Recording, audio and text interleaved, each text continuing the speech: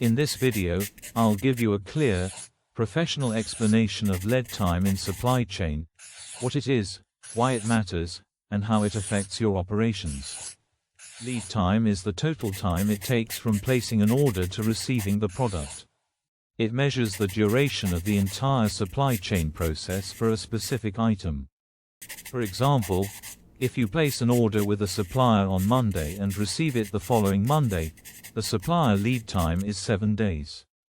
If production takes 4 days to complete, that is your manufacturing lead time.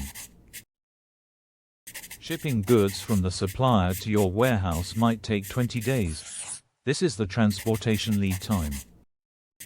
When you combine supplier, production, and transportation times, you get the total lead time, the full time it takes for a product to move from order to delivery.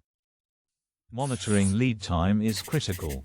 It allows companies to plan inventory, forecast demand, measure supplier performance, and ensure timely delivery to customers. Simply put, lead time tells you how long it takes for an order to become a product ready for your customer. Shorter lead times mean faster, more efficient supply chains. Thanks for watching. Subscribe for more professional insights on supply chain management and best practices.